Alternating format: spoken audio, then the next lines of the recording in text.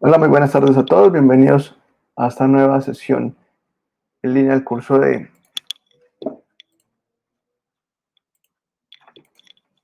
procesos de soporte técnico para el mantenimiento de equipos de cómputo. Como siempre, entonces vamos a hacer primero el recorrido por la plataforma y luego hacemos la introducción al material de formación. Ya saben que esto está quedando grabado en la noche, mañana, entre la noche y mañana por la mañana. Publico la grabación por si la quieren volver a ver o para los compañeros que no pudieron asistir. Bueno, la sesión de hoy es más cortita, la más larga fue la de la semana pasada. A ver si es un poco más corta. Entonces, la plataforma que tenemos está el video de la sesión de la semana 2, que está en el enlace directo a YouTube, o lo encuentran en contenido del curso, proyecto, sesiones en línea, grabaciones de sesiones en línea. Ahorita les muestro dónde. Está el anuncio de la tercera semana de clase. Dice que vamos del 15 al 21, o sea, hasta el lunes a la medianoche. Y las dos actividades de esta semana, que es el informe de caso de uso, identificación y solución de problemas, ya lo vemos, y la evaluación. Está la invitación a esta sesión y el cuadro de honor de la actividad 2. No se enreden, aquí estoy mostrando un solo curso. Aquí, los que están ustedes aquí, son 4 cursos, para que no se den a enredar, que si no se ven acá es porque lo más seguro es que ustedes son de otro curso. Deben ingresar siempre a la plataforma para verificar. Entonces venimos acá a contenido del curso, proyecto, actividad 3, el material de formación. Aquí están los dos PDFs, el de mantenimiento de hardware, instalación de aplicaciones y el de sistemas operativos. Ahorita vemos la introducción a esto. Tenemos la evaluación. Simplemente acá la en ver evaluación y acá en continuar y la pueden realizar. Y el informe del caso de estudio, que es este. Entonces dice, con el fin de aplicar los conocimientos adquiridos en el material de esta tercera actividad, se propone que analice, interprete y resuelva la siguiente situación problema. Entonces dice, producto de un fuerte invierno y debido a una intensa lluvia, se presentó una descarga eléctrica que ocasionó diversos daños en diferentes equipos del cómputo en la empresa a los comerciantes. Debido a esta situación, se le solicita que usted y su equipo de trabajo, oficina de soporte técnico, inicien las diversas actividades para detectar los posibles daños causados e iniciar los procesos de orden correctivo y posteriormente preventivo. Para ello, según la descripción de los diferentes daños reportados por las divisiones, los cuales se encuentran en la siguiente tabla. Indicar el tipo de soporte que considera se debe realizar y las acciones específicas que se deben realizar para darle solución. Si ustedes hacen clic acá, van a poder ver cuál es la tabla a que se hace referencia. Entonces aquí hay 1, 2, 3, 4, hay 5 casos. Cada caso tiene 1, 2, 3, 4 columnas. La primera es la división del área que está informando. Luego sigue la descripción del daño. Y aquí sigue, si es soporte, nos va a preguntar si es soporte correctivo o preventivo. Entonces aquí simplemente en esta casilla vamos a poner si lo que vamos a hacer allí es soporte preventivo o correctivo. Y en la última dice acciones que usted debe hacer para encontrar y corregir el incidente. Entonces, ¿qué van a poner acá? Van a poner todas las acciones, el paso a paso de cómo encontraron ustedes el problema y cómo lo solucionaron. Vamos a hacer este primero ejemplo. Dice, el monitor de uno de los equipos de esta división no enciende. Obviamente esto no es correctivo, ¿ves? No es preventivo, porque ya está el daño, entonces es correctivo. ¿Cuáles son las acciones? Entonces yo puedo poner primero, reviso que el toma eléctrico tenga corriente. Segundo, reviso que los cables estén buenos. Tercero, miro si volviendo a conectar todo, pues el monitor enciende. Pues no enciende. Cuarto, procedo a destapar el monitor y hacer una inspección visual de ver si tiene algún elemento quemado. 5, sí, encuentro que una de las tarjetas está quemada, se ve que está quemada, paso sexto, se procede a enviar la tarjeta a hacer la solicitud de la compra de la tarjeta al área de compras de la empresa. Séptimo, se recibe la tarjeta nueva, se instala. 8, se prueba el monitor y funciona bien, entonces se hace entrega del monitor.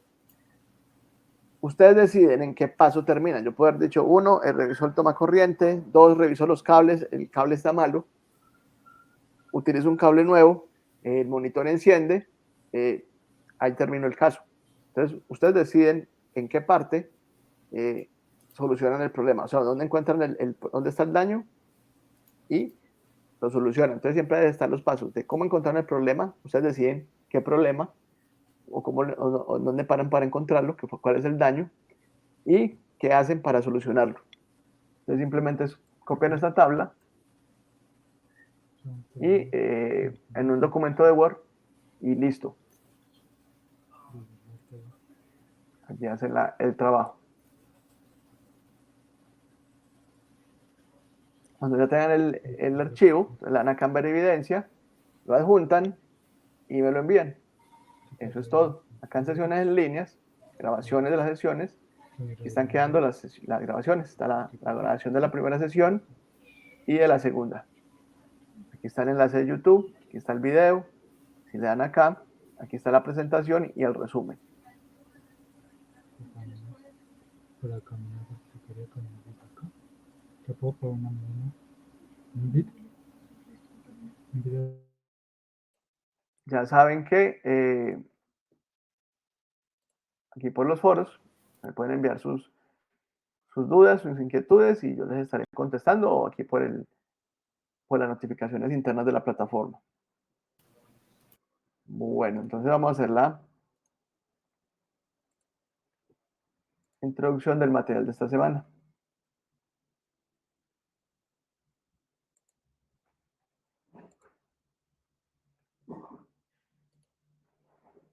Listo.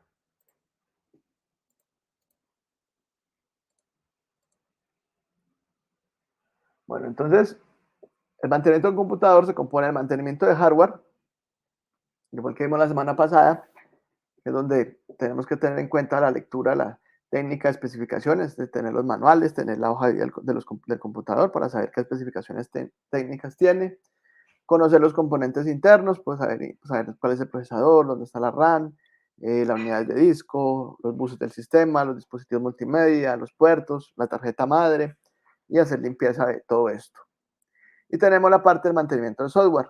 Entonces aquí tenemos sobre el sistema operativo y sobre las aplicaciones. Ambos, tanto el sistema operativo como las aplicaciones, se clasifican en software libre y software licenciado. Y las aplicaciones, entre otros tipos, se clasifican entre aplicaciones ofimáticas, software utilitario y software especializado. Entonces, como remedio recordatorio, entonces recuerden que para toda la parte de hardware necesitamos siempre, o es ideal, tener las especificaciones técnicas de la board y todos los componentes, saber cuál es la RAM, dónde está el procesador, cuáles son los buses, las partes de la tarjeta madre, etcétera. Bueno, para las aplicaciones, entonces decíamos que tenemos herramientas de ofimática. Las herramientas de ofimática son todas las herramientas que me permiten hacer trabajo de oficina, por eso se llama ofimática, porque tiene relaciones a automatización de procesos de oficina. El Word, el Excel, el PowerPoint, todas esas tareas que me permiten hacer trabajo de oficina se consideran herramientas de ofimática. Los que no son tareas de ofimática, entonces entran en otras clasificaciones como lo que es el software utilitario, donde caben, por ejemplo, los antivirus, los desfragmentadores de disco, los compresores de archivos como WinZig o WinRAR.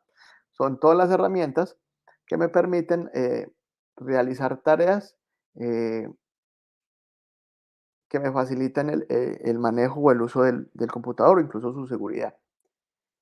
Y también está el software experto o el software especializado, pues que es software que se especializa en algunas cosas. Por ejemplo, el AutoCAD es un software especializado en todo lo que tiene que ver con arquitectura y con planos. Entonces, AutoCAD es un software especializado para eso.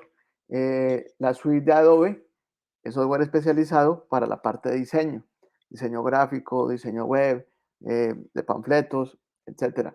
Entonces, ese software es especializado en diseño. Todo lo que es software, sea herramientas ofimáticas, software utilitario, incluso los sistemas operativos, tiene unas licencias. Esas licencias pueden ser licencias pagas o licencias gratuitas. Un segundito, yo busco por aquí. Ya. Cuando hablamos de licencias gratuitas, nos referimos que el que creó ese software no está esperando un reconocimiento pecuniario porque otras personas utilicen el software. Simplemente él lo creó y lo comparte con el resto de las personas sin cobrarlo. Algunas de estas licencias permiten que podamos incluso hacer modificaciones sobre dicho software. Por ejemplo, en las versiones de Linux, por eso existen tantas versiones de Linux, porque el Linux es un software de código abierto donde yo puedo tomar una versión de Linux y hacerle modificaciones y crear mi propia versión. Pero obviamente si yo sé lo suficiente programación para hacerlo. El software licenciado o de pago, bueno, de hecho todo el software es licenciado, pero el software que tiene licencias pagas es porque el autor del software quiere lucrar con dicho software. Es decir, él nos va a cobrar por utilizarlo. Ejemplo, las suites de casi todo lo que es de Microsoft, la suite del Office, los mismos Windows, ellos requieren una licencia y esas licencias cuestan dinero. ¿Qué pasa? A nivel empresarial, una de nuestras, como equipo de soporte de nuestros mayores, de nuestros objetivos, es mantener la empresa libre de software pirata. Con software pirata me refiero a software que tiene una licencia que es paga, que se debe pagar y lo están utilizando allí sin pagar dicha licencia, sea porque lo hayan craqueado, hayan conseguido un serial, lo que sea, que le hayan hecho ese software que es pago, lo están utilizando allí sin tener la debida licencia. ¿Por qué? Existe algo que se llama Fedesoft. Fedesoft funciona en Colombia y ellos andan de la mano de la DIAN. Fedesoft es el encargado de salvaguardar o vigilar que el software que utilizan las empresas sea legal. ¿Qué pasa si en una empresa llega Fedesoft con la DIAN? Ellos inmediatamente hacen auditoría de todos los equipos. Ellos tienen un software muy, muy potente que les dicen todo lo que está instalado de software en el equipo. Entonces ellos cogen ese listado y empiezan a pedir licencias, desde empezando por el sistema operativo. Entonces, el equipo tiene Windows, muéstrenme la licencia del Windows de este equipo. Muéstrenme la licencia del WinZip que tiene este equipo. Muéstrenme la licencia del Office. Muéstrenme la licencia de tal, tal, tal, de todos los programas que están allí. Si usted no tiene las licencias, entonces eso procede primero a hacer la incautación del equipo. Si usted está de buenas y le cayó bien al señor de Fedesoft, puede que él lo deje hacer un backup en el momento y de forma rápida de lo que usted tiene allí. Si no, él se lleva al equipo y usted ya tiene por medio de abogados que hacer una solicitud para que le permitan sacar el backup de allí, porque de igual forma la información que hay allí pues es suya. Pero ya le toca hacer un trámite grande. Eso en primera medida.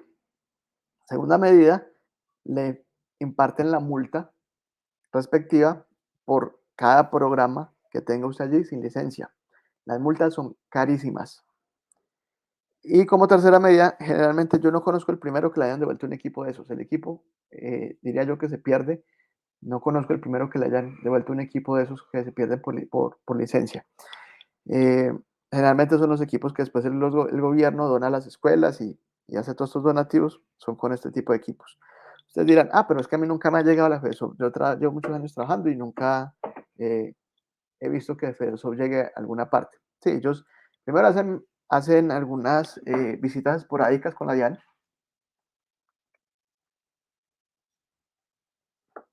Y ellos tienen un programa de recompensas. Entonces, si por ejemplo usted trabaja en una empresa, usted sabe que el software tiene software pirata, entonces usted se va y contacta a los de Fedesoft y ellos van y en verdad ven que el software es pirata, usted le dan el 10% de lo que ellos recauden allí, en multas y en equipos.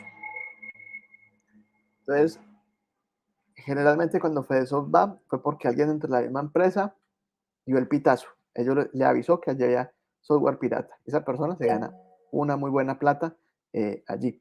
Juan, dime. Buenas tardes, profe. Buenas tardes, compañeros. Disculpe, profe, que haya llegado unos minuticos más tarde. Tranquilo. Pues le quería hacer un pequeño aporte o observación. Lo que pasa es que en la Ujú. empresa en donde yo trabajaba, como lo que usted menciona de Photoshop, pues lo tenía muy presente el ingeniero. Resulta que allí utilizaba eran programas portables, o sea, la versión portable del programa, que sencillamente se utiliza y después de eso se da una USB, algo a otro lado y ya no estuvo en el sistema. Eso era, profe.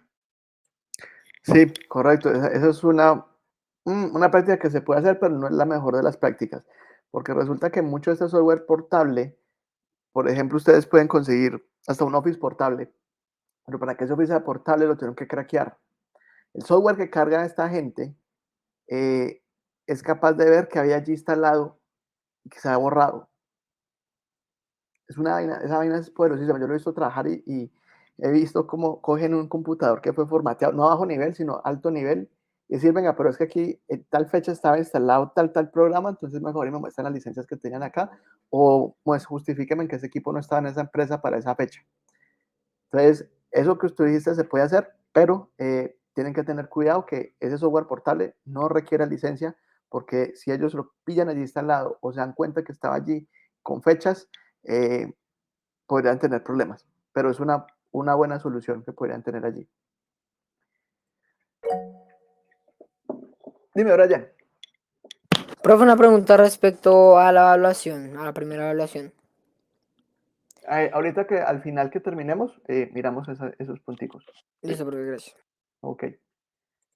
Bueno, eh, entonces a nivel empresarial es muy delicado el tener software pirata. Aún así, cuando el software es libre, lo ideal es que nosotros entremos a las páginas de ese software libre. Por ejemplo, instalamos en herramientas ofimáticas, pues el más usado es el de Microsoft, el Office de Microsoft, pero hay otras versiones. Está el OpenOffice, eh, el Star Office.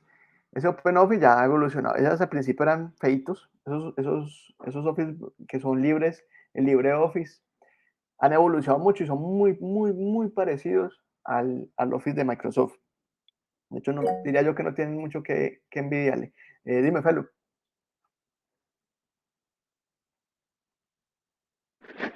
Pero buenas tardes, una pregunta. ¿Sí me escucha? Sí, sí, dale. Bueno, digamos, yo estoy trabajando en una empresa, sí, poniendo un ejemplo. La empresa es nueva, acabaron de poner los computadores, están utilizando software pirata y yo soy el encargado de la parte de mantenimiento y todo eso. Digamos que llegan esas personas de la DIAN y eso, revisan y efectivamente encuentran software pirata. ¿Qué responsabilidad me recae o yo que resulto ahí pagando o si yo tengo alguna responsabilidad de acuerdo a eso? Muy buena pregunta. Sí, primero tienes toda la responsabilidad, pero legalmente la responsabilidad la tiene la empresa. O sea, la multa se la ponen a la empresa y los equipos que se llevan son de la empresa. Usted lo van a echar, a menos que le caiga muy bien a las directivas. A usted lo echan. Porque la responsabilidad de que la empresa esté libre de software pirata es del equipo de informática o el encargado de la parte de informática. Entonces, usted ya cometió una falta grave y eso le da echada facilito. Tiene que estar pues muy de buenas que no lo saquen. Pero legalmente no tienes algún problema, a menos que de pronto la empresa tenga políticas estrictas de que el software que esté allí tiene que ser licenciado y usted se brincó esas políticas e instaló software pirata. Entonces la empresa sí puede allí empezar un proceso penal en su contra y para que usted los indemnice por ese daño que les hizo, pero eso ya lo hace la empresa. Pero vos no tendrías ningún problema con FedeSoft ni con DIAN. Simplemente el problema lo tendrías directamente es con la empresa. Juan, dime. Profe, una pregunta. Cuando usted mencionaba que los de FESOF podían reconocer si había, o sea, si había existido un programa portable en el equipo o no, ¿eso cómo lo hacían? O sea, hasta donde yo tengo entendido, todo programa como que deja cierto rastro. No sé si sean los metadatos o si sea algún indicativo en el registro, en el punto .rec de Windows o no sé, pues si podría andar en esa parte, profe. Bueno, eso básicamente se hace de dos formas.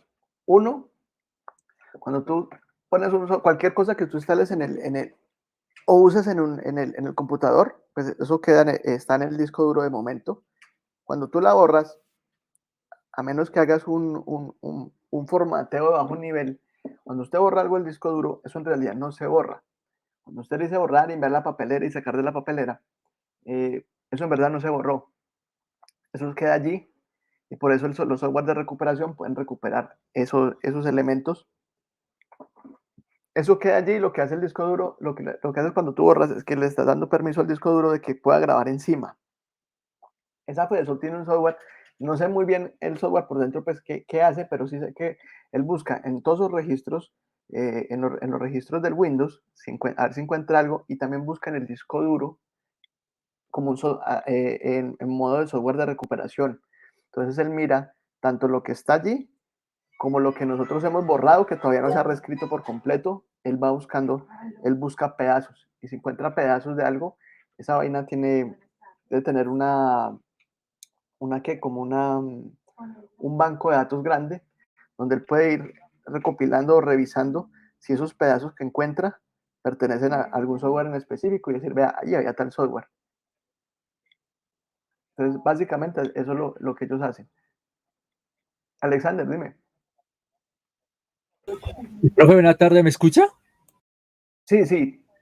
Profe, una pregunta. Buena tarde. Sucede que yo quería saber cómo prevengo esas situaciones, porque pues muchas empresas manejan la política de que sí, hay que manejar software legal y no sé qué. Y yo he visto, por ejemplo, que cuando le asignan el computador a alguien, pues le empieza a meter programitas, ¿sí? Programitas, vainas y eso. Entonces, y hay pues otras situaciones que también quería saber con respecto a la seguridad. Por ejemplo, yo he visto que donde yo trabajo, la empresa maneja, digamos, información muy sensible. Entonces, mandan a configurar supuestamente los computadores para que no tengan acceso a las memorias USB o que los correos solo se pueda abrir un solo correo, que no tenga acceso a muchas cosas, ni al disco duro, nada. Pero no lo hacen.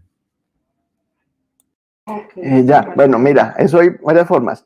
Una, primero es cuando tú instalas el sistema operativo, el usuario administrador sería el tuyo, y a esos usuarios que van a utilizar eso les creas un usuario que no tenga tantos permisos, y lo que haces es por los servicios desactivar el servicio de Windows Installer. Cuando tú instalas ese servicio de Windows Installer, no pueden, los instaladores no funcionan. Entonces esas personas no pueden instalar. La otra sí, restringir los puertos USB y, y restringir también en los enrutadores ciertos programas que sean descarga y sitios que sean como descarga de software pirata, como por ejemplo Pirateby y todos estos sitios. Igual cada cierto tiempo, pues estar haciéndole auditoría a los equipos. Hay software que te saca, por ejemplo, creo que el CPU-Z, bueno, se saca el del hardware y creo que el SPICY sí saca el de hardware y software, si no estoy mal. Hay software que te saca como ¿qué? El inventario del software que hay allí. Entonces, tú cada cierto tiempo puedes, entre las tareas de mantenimiento, estar revisando qué software hay allí y si alguien tiene, entonces venga, qué pena, se reporta a esa persona para que le hagan la sanción correspondiente, porque eso es una falta grave. Obviamente al inicio pues a los usuarios les tienen que explicar y capacitar de por qué no deben utilizar software pirata y cuáles son las consecuencias de ello. Esa sería como la forma de estar previniendo esta parte. Dime, Juan. Profe, pues dos preguntas. La primera es que no sé si ya explicó o si va a explicar lo de por qué, digamos, un usuario doméstico no tendría tantos problemas ahí.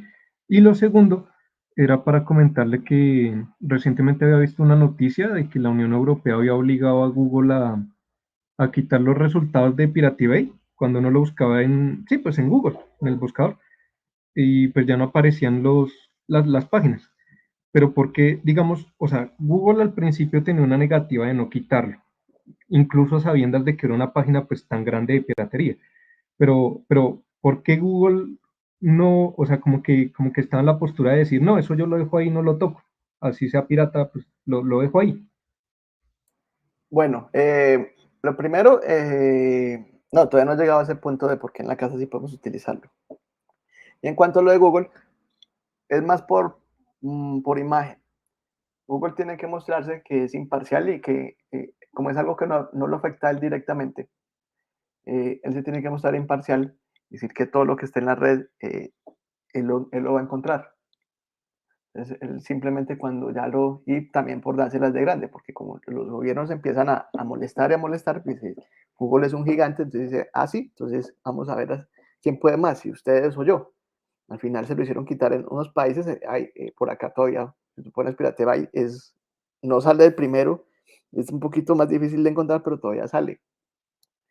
Em, pero es más como por ese lado. Eso es más como temas de imagen y temas políticos que ellos manejan con respecto a eso.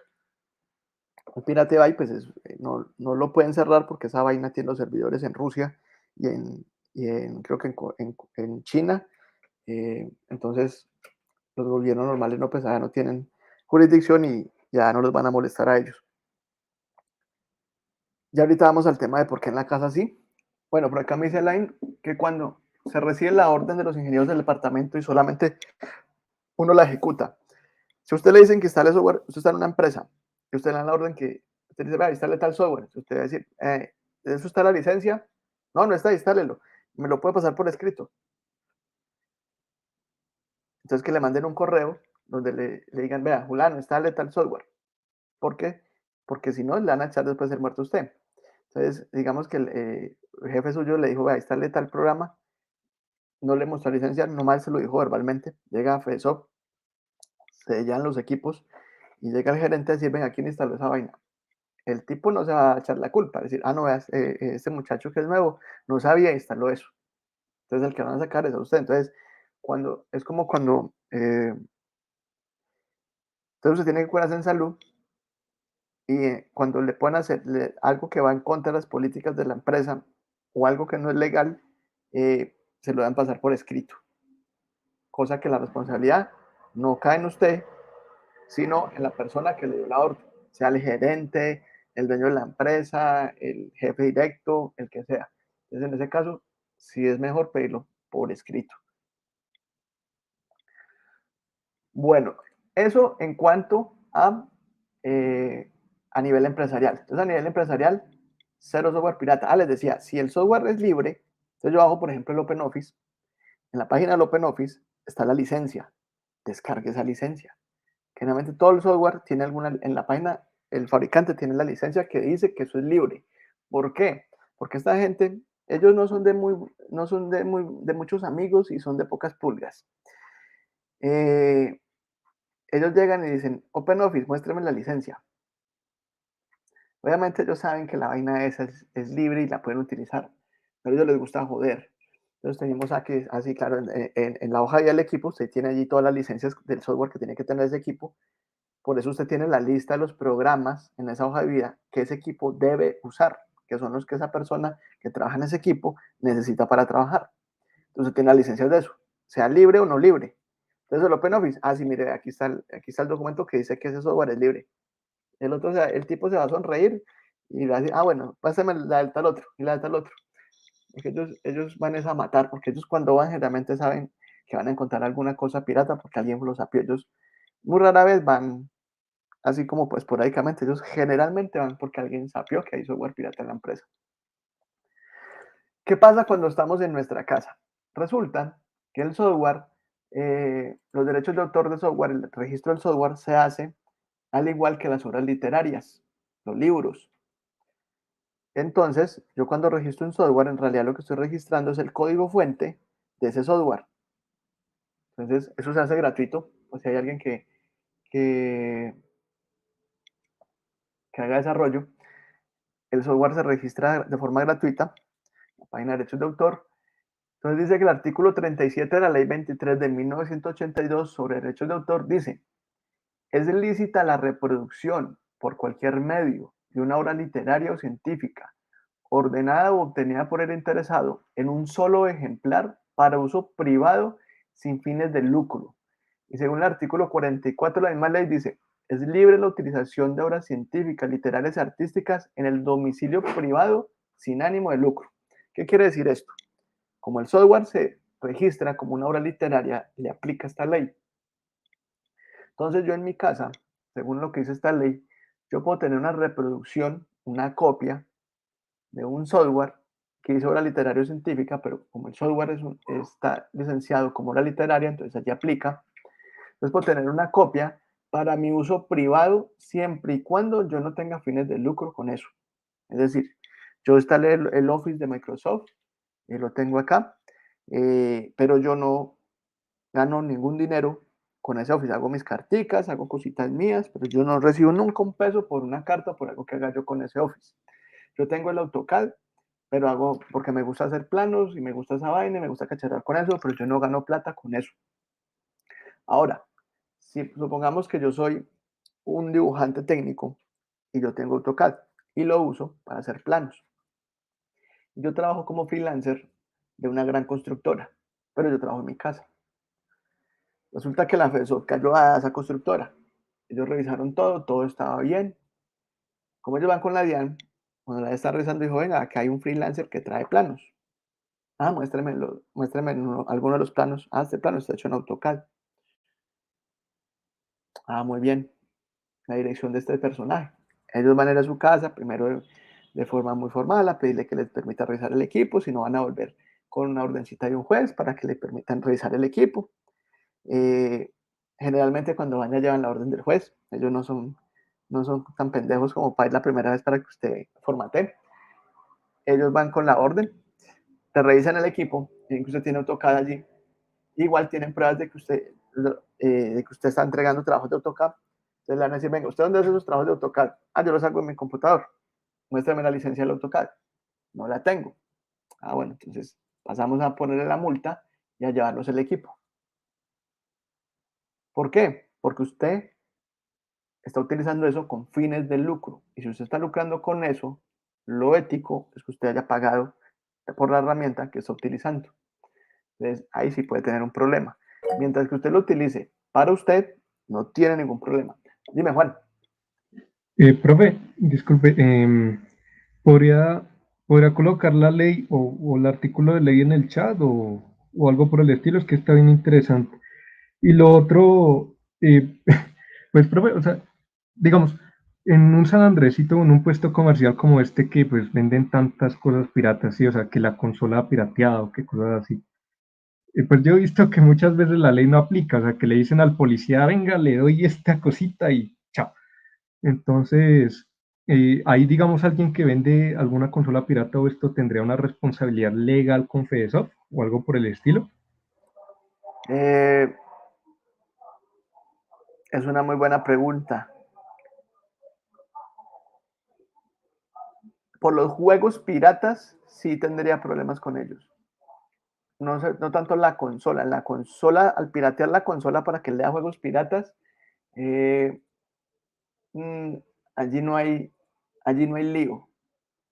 Es cambiar un hardware y no hay ninguna ley que diga que usted no puede cambiar un hardware. Lo que pasa es que los que hacen eso, pues venden también los juegos piratas. Y eso sí es software pirateado. Entonces ahí sí tienen un problema. De que ellos no los joden mucho y ellos generalmente en los andecitos pues pasan mucha plata a la policía y a todas estas entidades para que no los jodan, pero de vez en cuando se van y les arrasan con todo. Así paguen lo que paguen. Cuando alguien se amaneció con los zapatos al revés, el director de la DIAN o el defensor, ellos se van y arrasan con lo que encuentran allá y hacen unos operativos brutales e incluso les puede llegar a dar cárcel, porque ellos ya tienen eso a nivel industrial. Dime, Juan. Profe, pero bueno, o sea, aquí ya sería como para profundizar en lo legal. Es que hasta donde yo tengo entendido, si uno personalmente tiene un software, ¿sí? Cualquiera, o bueno, más que todo para juegos, no sé si aplique para otro software. Digamos, yo tengo mi copia legal de Call of Duty que la adquirí por Steam o otra plataforma, y resulta que tengo una copia de seguridad que está craqueada, ¿sí? Pero como yo tengo un original, entonces dicha copia también para mí es válida. Sí, Entonces, hasta donde tengo entendido, así es como funciona la ley en Estados Unidos, pero pues no sé si los derechos de autor como, o sea, como son válidos de la empresa madre en donde surgió, es decir, de Estados Unidos, también, digámoslo, si yo voy y le digo a los de FedeSoft, ah, no, pero es que mira, aquí tengo un ejemplar original de lo que estoy vendiendo. Entonces, si ahí ya llego no, ¿no? no. Eso es válido si, por ejemplo, si tú tienes, a ti te cogen y te dicen, venga, este juego es pirata. Ah, no, venga, esta es copia de mi original que le hice una copia de respaldo, por si es para no ir a dañar o rayar el CD este. Aquí tú estás en la ley. Dice, puedes tener una reproducción por cualquier medio de la obra, ¿ya? Para uso privado y suyo. Pero si usted está vendiendo eso, entonces ya está incumpliendo la ley, tiene fines de lucro y se lo llevó el diablo. O más bien se lo llevó la DIAN. Ahí tiene un problema y le dan la multa. Porque lo está vendiendo. Así usted tenga el original. Usted puede vender el original sin problema. Pero una copia de ese original solamente para usted.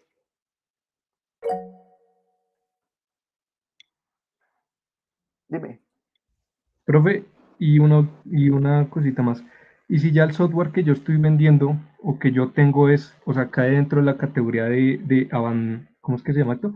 Abandonware. Creo que es que se llama así, o sea, software que ya está abandonado, que la empresa que lo diseñó, que lo fabricó, sencillamente ya no existe, se perdió, o sea, ya no desapareció por completo del mapa.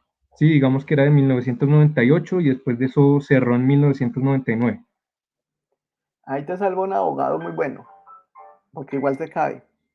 El software en algún momento tuvo precio, tiene licencia, a menos que esa empresa antes de irse haya dicho, ese software, cuando nosotros vamos a desaparecer, y dejamos aquí el documento que ese software queda libre para todo el mundo, entonces ella lo puede usar. Microsoft lo ha hecho con algunos software.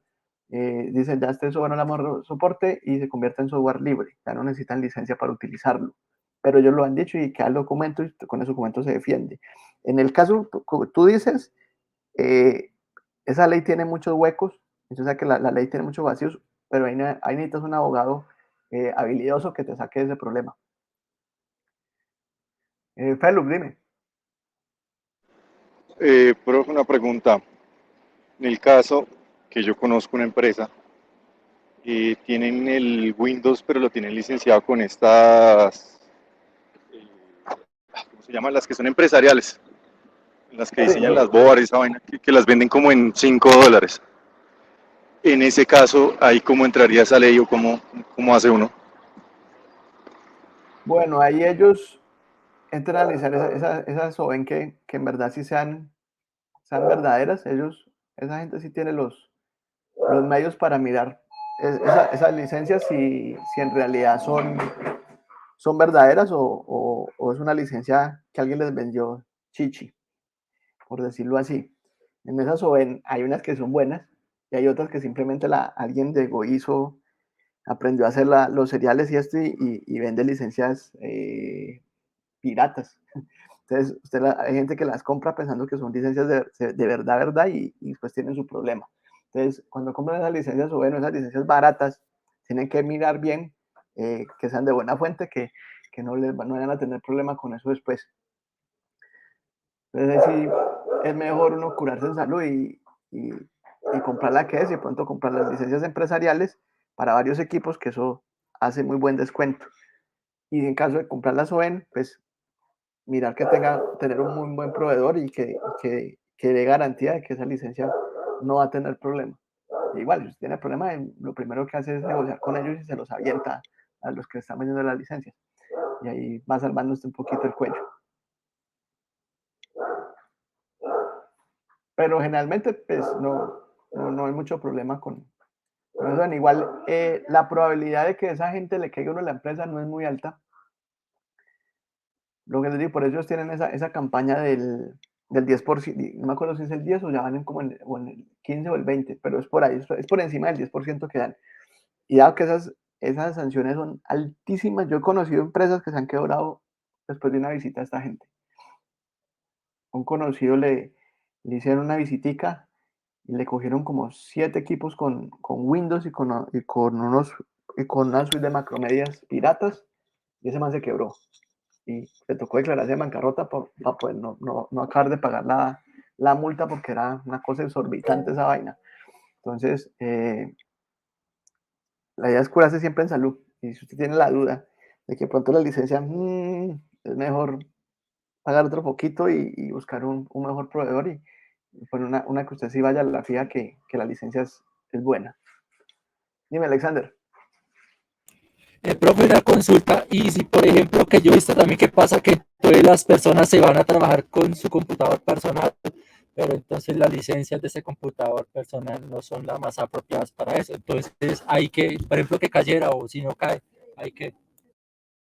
Bueno, si usted va a trabajar a la empresa con su computador personal, pues primero tiene que tener lo que tenga su Windows licenciado, ahí sea una licencia pues, personal, no necesita que sea la licencia necesariamente, pero no tiene que ser empresarial, pero tiene que tener todo lo que tiene allí licenciado, porque si le llegan a caer, ustedes le llaman su computadorcito personal y pierde.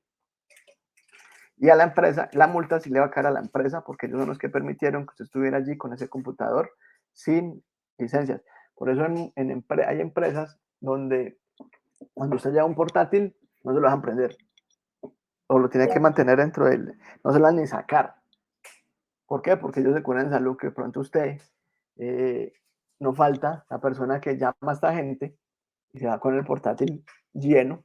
Entonces, lo abre y se pone a trabajar allí, y ellos llegan y lo pillan a usted allá. Ah, no, qué pena, vénganos en tu reino, y le ponen la multa a la empresa y pues usted mismo le da el 10%. Entonces, hay empresas que son muy cuidadosos con eso y no dejan ni siquiera que uno saque un portátil, o no los dejan ni siquiera entrar a la empresa. Dime, Juan. Profe, lo que pasa es que pues, me surgió una duda, que es que una vez con el ingeniero que yo estaba trabajando en la empresa, él me dijo que a los aprendices SENA, o sea, siempre y cuando estuvieran bajo el contrato de aprendiz SENA, ¿no? Como que no les ponían tanto problema por eso, si no sé, si el aprendiz decía, no, yo trabajo con mi ordenador personal o con mi celular y bueno, y este tipo de cosas, o sea, que en las auditorías como que a los aprendices SENA los dejaban quietos, pues por el carácter de la institución, pero pues no sé qué tan cierto sea eso, profe. Más o menos, sí. Generalmente se tienen consideraciones con estos tipos de aprendizaje, porque esos son políticas gubernamentales que tienen que dejar que sus aprendices estén allí, que tales, aunque los patronos tienen que garantizarles a ellos el equipo, y estos muchachos tienen que utilizar ese.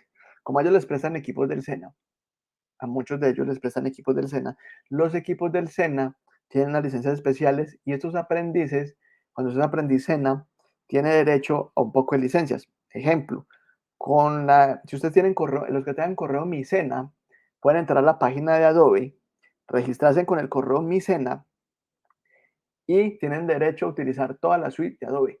Entonces pueden descargar todo de ahí licenciado. Y si tienen correo SENA, tienen también derecho a toda la suite de Microsoft. Entonces, por eso es que a estos muchachos les dejan hacer muchas cosas, porque ellos, el SENA, y igual todo lo que son lo del Cloud Lab, y hay una cantidad SENA tiene una cantidad de convenios con un poco de empresas. Entonces, básicamente lo que usted necesita, si usted es aprendiz SENA y usted necesita un software, el SENA ya lo tiene licenciado para sus aprendices. Entonces, usted en esa empresa, como él está en realidad no, aunque venga ese sueldo que les pusieron por ley, él está en aprendizaje, entonces todas las licencias estudiantiles le sirven al muchacho, entonces incluso pueden aprovechar y que él traiga el computador y utilizar algún software que él pueda hacerlo, y que la empresa no lo tenga, o no lo haya querido comprar todavía. Eso sí es posible, porque él lo cubre, él tiene varias garantías y lo cubren esas licencias estudiantiles que tiene el SENA. Obviamente lo ideal es allí que, por ejemplo, él tiene derecho a la suite de Adobe, no es que la ponga craqueada, es que la baje con su correo Micena y la ponga allí original. Y si necesita algún otro software, simplemente se dirige al SENA, y en el área de soporte le instalan el software y se lo instalan licenciado. Casi que cualquier software, porque el SENA tiene muchísimos convenios. Entonces, así es como la ventaja que tienen esos aprendices.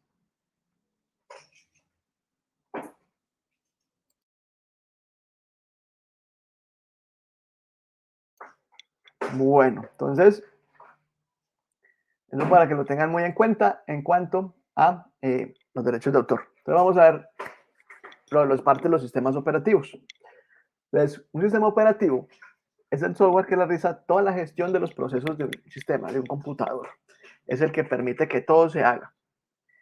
Cuando usted arranca el computador, lo primero que se arranca es el chip de la BIOS, tiene las primeras funcionalidades que le dicen cómo tiene que arrancar, dónde está el procesador, hasta que él le entrega al sistema operativo.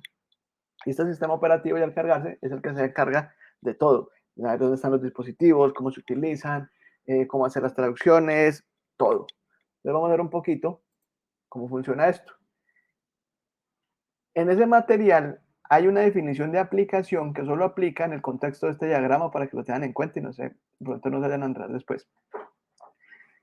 Aquí lo que se trata de decir con este diagrama es que el sistema operativo es el que se encarga de hacer toda la transición y las comunicaciones entre el hardware y los usuarios y entre el hardware y las aplicaciones.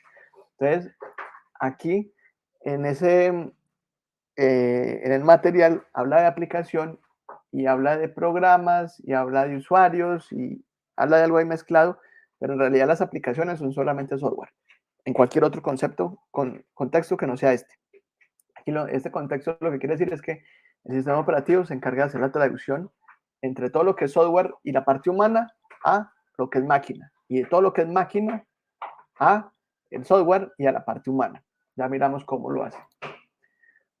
¿Qué compone el sistema operativo? El sistema operativo lo compone el núcleo, o los que son más afines a Linux, el kernel, que es lo mismo, es donde están las instrucciones básicas de ese sistema operativo. Allí es donde está el intérprete de comandos, toda la parte de sistemas de archivos, donde él sabe cómo manejar la memoria, cómo acceder al procesador, etc. Eso está en el núcleo.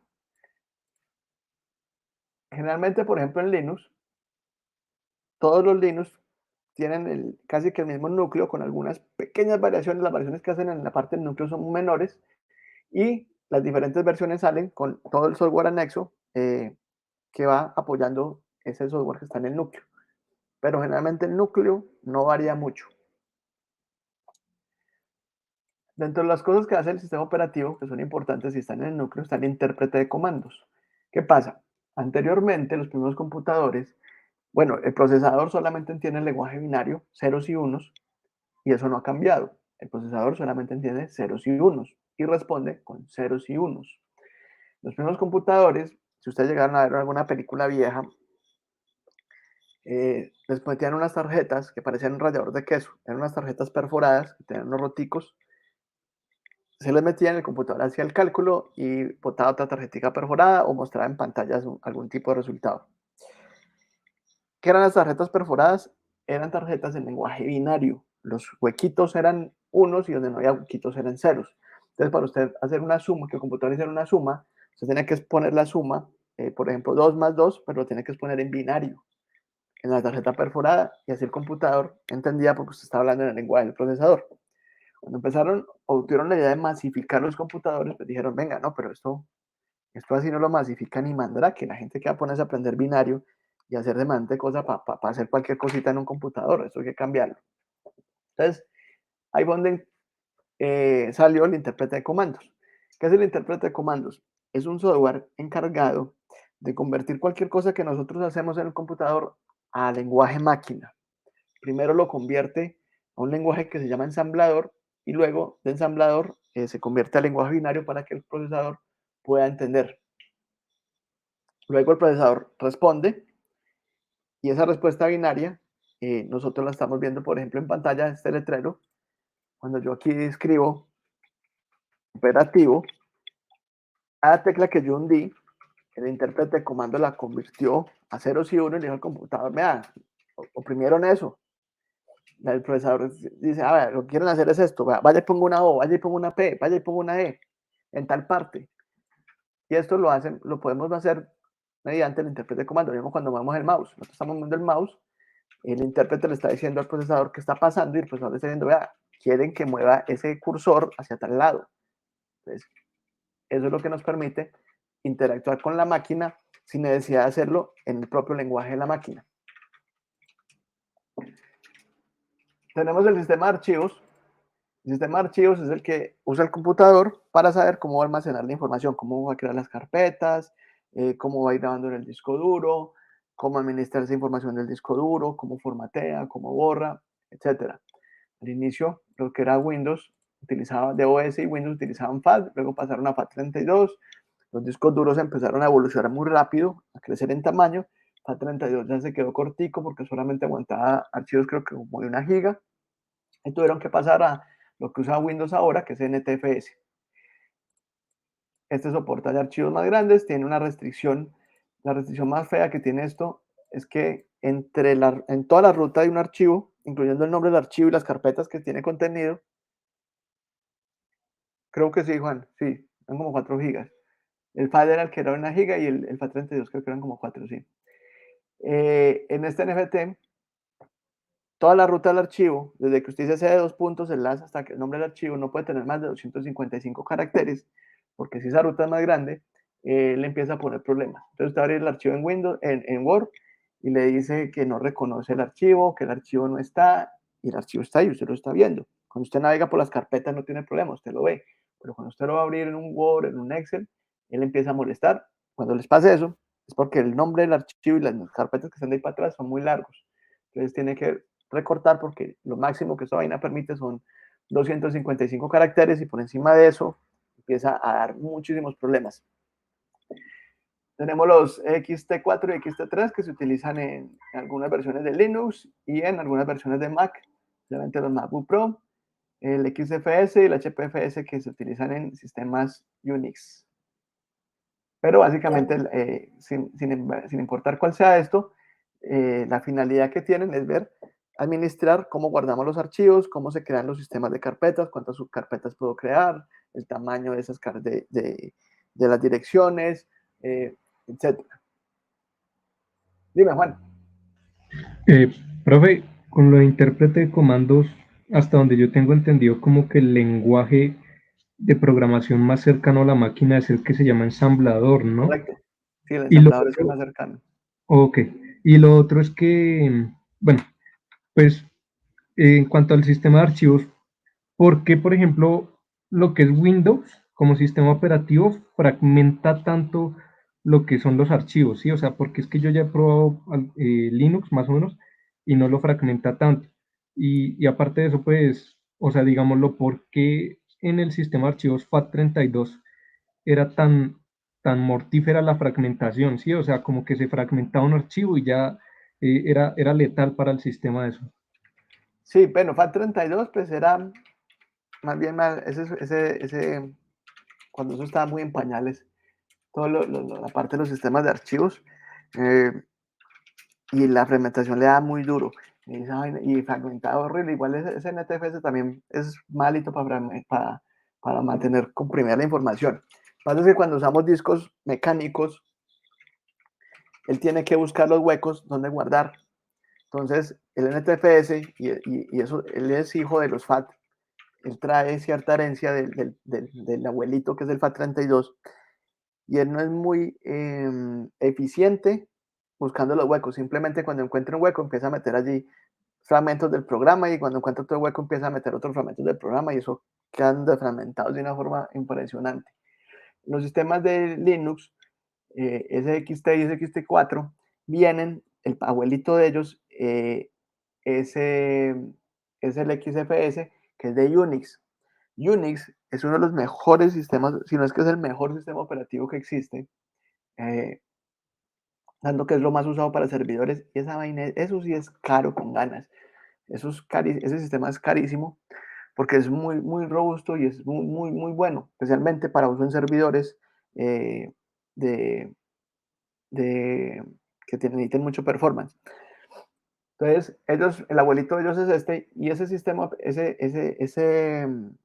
sistema operativo pues tiene un sistema de archivos muy robusto que cuando utilizaba discos mecánicos, él iba fragmentando, iba comprimiendo la información para achiquitar los huecos y poder grabar en espacios más grandes y que cuando tú grabas un programa o grabas un archivo, este quedara en el mismo huequito.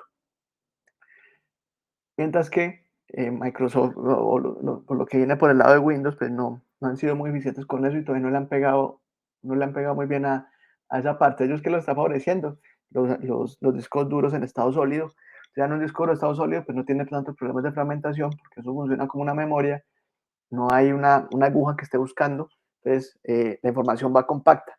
Entonces allí no tienes problema de fragmentación. De hecho, un disco duro en estado sólido, pues no hay que desfragmentarlo. Simplemente de vez en cuando se le puede hacer como una medio optimizada, pero no hay necesidad de estarlo fragmentando como los discos mecánicos, que allí sí requerimos estar corriendo la información, estar sacando sectores dañados. Allí los sectores se dañan por el movimiento de la aguja que raya algún sector. Entonces en el disco de estado sólido no tenemos ese problema y al esto de estar ya masificándose, estoy seguro que Microsoft no va a hacer nada para solucionar o optimizar el problema que tenía con la fragmentación de archivos en los discos mecánicos. Dime, Juan. Profe, disculpe, lo que pasa es que, pues no sé si, o sea, es algo que me ha rondado la cabeza, pero no sé si sea cierto. Lo que pasa es que cuando uno comprime un archivo, ya sea en un punto zip o un punto RAR, un punto 7, lo que sea, eh, y cuando yo lo he analizado con herramientas especializadas como, o sea, de desfragmentadores, resulta que el archivo que sale del comprimido, no, o sea, como que el comprimir un archivo lo protege en parte de la fragmentación, ¿sí? O sea, porque como el archivo está dentro de un contenedor, que sería como un punto raro, un punto zip, como que ya no se fragmenta, ¿sí? O sea, lo que está dentro no se fragmenta, ¿sí? No sé si me estoy haciendo entender, Sí, total. Sí, pero, efectivamente. pero ¿por qué pasaría eso, profe? Por lo mismo, porque cuando el sistema de archivos, tú coges el archivo, coges, por ejemplo, un programa, ese programa está compuesto por diversos archivos. Entonces, cuando él empieza a buscar huecos, él coge el primer archivito y encuentra por un huequito y pin, lo mete acá. Coge otro archivo, por ejemplo, de ese mismo programa, y lo mete por allí en otro lado. Y va tapando huecos con los diversos archivos y eso queda regado. Cuando usted lo comprime, allí ya no, a pesar de que tiene muchas cosas por dentro, pero el sistema de archivos dice, esto es un solo archivo, esto es una sola cosa, va a buscar un solo hueco para meter esto. Pin, lo pone allí. E intenta no partirlo. Mientras que, por ejemplo, si usted usa un Mac, en Mac los ejecutables uno da clic derecho y le dice que muestre el contenido y él le muestra todas las librerías y todo lo que tiene por dentro ese programa o ese ejecutable. Lo mismo pasa con los exe. Los exe por dentro tienen todas las librerías y tienen todo, pero esa vaina, a pesar de que es como una especie de comprimido, no lo es en realidad. Entonces, el sistema de archivos sí puede coger ese exe y decir, venga, no, esta vaina está muy grande, vamos a partirlo. Y él lo puede empezar a partir. Los WinZip y los exe, si el sistema de archivo lo lee como si fuera un solo archivo e intenta en la medida de lo posible no partir nada de lo que tiene allá adentro, porque después si él lo parte, después no va a ser capaz de descomprimirlo. ¿Se puede sacar el contenido en exe? Sí, hay un proceso que se llama de compilar. Cuando un exe es la compilación de un código fuente. Puede ser hecho en un lenguaje C, en Java. Entonces usted compila y crea un exe. Hay programas que decompilan y le devuelven del exe a código fuente. Hay algunos que se los puede devolver incluso al lenguaje, por ejemplo, si es Java, se los puede mostrar en Java, y otros que simplemente se lo dejan en lenguaje ensamblador y entiéndalo si puede, porque el lenguaje ensamblador es bastante complejo.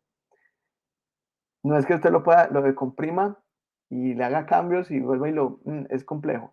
Hay algunos que sí, otros que no, pero sí se puede sacar lo que hay dentro de un exe y de pronto hacer algún cambio. De hecho, los cracks hacen eso, hacen de compilación y luego con un editor hexadecimal buscan los archivos, hacen los cambios y vuelven a a volver a hacer la compilación, pero lo hacen ya desde ensamblador, por eso tienen que utilizar editores hexadecimales. Dime, Juan. Profe, pues esto se supone que incluso sería poco ético mencionarlo, pero bueno, lo haré con fines académicos. La cuestión es que yo me daba cuenta que lo que son los juegos craqueados, resulta que, por ejemplo, no sé, uno juega un juego craqueado, suena muy redundante, pero bueno, y cómo funciona el crack, según lo que yo he visto de los antivirus, es que muchas veces emula lo que sería como esta protección de RM, como el cliente que se supone lo protege. Sí, o sea, como le bota un falso cliente para que el programa de alguna manera crea que es una versión auténtica, pero eso lo haces como con una librería. Y Sí, entonces la carpeta con el juego ahí y está el ejecutable, está, digámoslo, el cliente falso, Amoso, resulta que también, resulta que también, o sea, como hace cambios tan agresivos en el sistema, ¿sí? Para poder funcionar, hacer funcionar los programas o los juegos que tienen tantas capas de protección, el antivirus lo marca como si fuera un virus, pero es un falso positivo, o sea, suponiendo que no lo haya sacado de un sitio. de un buen sitio. Ujú. Entonces, la cuestión sería, ¿cómo es que un cracker, que así es como se le llaman a este tipo de personas, logran emular todo un cliente para un programa, ¿sí? O para una plataforma como los Windows, que lo que hacen es que le hacen creer al sistema operativo que está con una interfaz o en un ambiente válido, ¿sí? O sea, ¿cómo harían eso? ¿Cómo le dan cómo le hacen creer al programa que está en un entorno original? Eso es programación pura y dura. Eso básicamente lo que se hace, incluso, por ejemplo, dependiendo, ellos primero miran qué restricción tiene el juego o el programa que sea. Hay unos programas que ustedes necesitan ingresar un serial. Cuando usted ingresa al serial o cuando abre ese programa o ese juego, él lo que hace es que va y busca en internet y mira si ese serial que usted ingresó, si es. Entonces, ¿qué hacen cuando encuentran, por ejemplo, una cosa de estas? Hace un software de en medio que lo que hace es que cuando él va a intentar ir allá, este software atrapa la señal y le dice, no, sí, aquí está registrado, no se preocupe, hágale que eso aquí está registrado. Y el programa cree que en verdad le está respondiendo el servidor de los dueños del juego o del software. Entonces el programa, no, sí está, sí, funcione, que eso está listo. Entonces, por eso esta gente lo craquea y a veces pasan incluso el serial que hay que ponerle o ellos se lo queman allí y, y el software funciona como si estuviera con el serial original sin problema. Lo mismo pasa con los juegos. O ellos crean, lo que hacen ellos, lo que siempre tienen que hacer ellos es de compilar el juego o el software para mirar qué restricciones tiene. Cuando encuentran las restricciones, esos manes son unos cracks para programar. Y son unos berracos para leer código en hexadecimal. Porque ese código en ensamblador es una cosa horrorosa de leer. Ellos miran el lenguaje, ellos decompilan y miran el lenguaje ensamblador de ese programa o de ese juego, miran cuáles son las restricciones que tiene y dependiendo de la restricción le escriben el código o le crean el ambiente que necesita para que esa restricción se complazca. Entonces, si él necesita ir a preguntar algo en un servidor, ellos le crean un entorno donde están emulando el servidor y le dicen a ese programa, le dice así, vaya y pregunta al servidor, pero no le vaya a preguntar a este, pregúntele a este otro y le pueden cambiar la IP por un localhost o ponerle a un mismo archivo, que vaya y pregunte en un mismo archivo local y él, en vez de irse por allá a preguntar a dónde tiene que preguntar, le va a preguntar a algo hecho por ellos. Entonces, eso es generalmente lo que hace esta gente. Pero son unos cracks. Dime, Juan. Profe, una pregunta más. Si usted, o sea, es que bueno, a mí me gustaría ser programador. Si su merced hiciera algún programa o algún juego, o bueno, más específicamente un juego, para que fuese más rentable y teniendo en cuenta que lo más probable es que tarde o temprano se lo coma la piratería, ¿usted ve bastante factible toda esta cuestión de las microtransacciones y el free to play? Claro, ese es el machete, por eso es que ahorita es la moda. ¿Yo para qué voy a hacer un juego? Listo, yo lo cobro. Puede que le hagan mucha plata, pero ese juego lo van a empezar a piratear y voy a perder. Yo tiro el juego gratis, le pongo unos niveles bien bravos o unas partes bien bravas donde el que quiera pasar después de que esté bien engomadito, o sea, yo los engomo los primeros niveles, breve, que se engomen, que empiecen a construir o hacer lo que tengan que hacer en el juego. Cuando ya los tengo bien engomados, les vendo cosas, les vendo armas, les vendo y les hago multijugadores. ¿Por qué? Porque de per se nosotros como humanos somos competitivos. Entonces, yo les creo un multijugador, todos pronto tienen como un mismo nivel y de pronto les digo, vea, voy a vender eso como Fornit, les vendo esta arma, que en vez de usted meterle 4 tiros al otro muñequito, con esta, con que le ponga uno, lo mata y vale $10. Ahora mismo todo el mundo se pone a comprar esa marina. ¿Por qué? Porque el primero la compró y empezó a acabar con los otros. Y a los otros ya no les gusta que cada vez que ven al mismo personaje, lo estén matando. Cuando le ven que tiene un arma distinta, entonces van y miran, entonces yo le empiezo a tirar publicidad a los otros. Vea, compré, esta es la arma que tales, entonces todo el mundo la va a comprar. Y así me lo llevo y gano mucha más pasta que vendiendo el juego. Y puedo vender pases de temporada, DLCs, lo que quiera, pero es mucho más rentable irles vendiendo cosas para esos juegos, vendiéndoles vestiditos, vendiéndoles pendejaditas. Mira, ahorita, ahorita que está poniendo de moda el metaverso, hay gente que está comprando parcelas ¿cómo es que se llama este juego? Bueno, hay varios multiversos de esos, pero el original era, se me olvidó cómo se Half-Life, llamaba. ¿Cómo? no, perdón. Half-Life Algo no, así, pero es no, parecido. Second Life era la cosa. Second Life. Ese es el metaverso original. Y hay gente hay muchas empresas, hay universidades que dan clases en Second Life. Entonces, eso permite ir monetizando mucho más rentable que sacar un juego que otros van a piratear y que ellos nos van a hacer más plata que yo. ¿No? Yo lo tiro gratis y les vendo cosas para ese juego. Y con eso me quito el problema de la piratería encima. Dime, Alexander.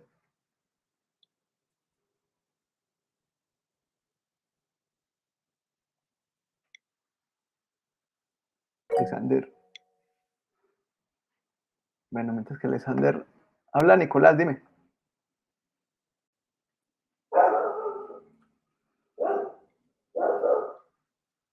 Nicolás.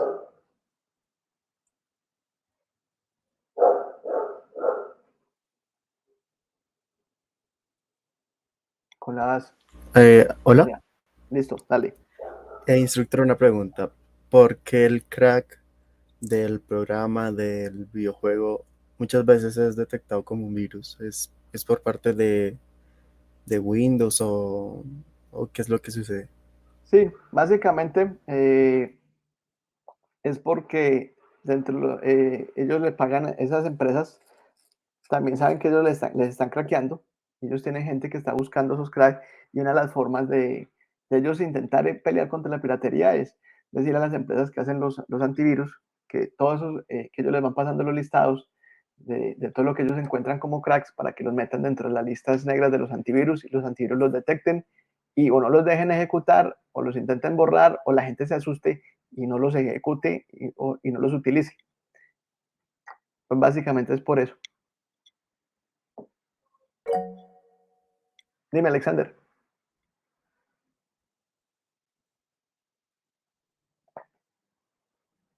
Tienes que abrir el micrófono. Ahí no te estoy oyendo.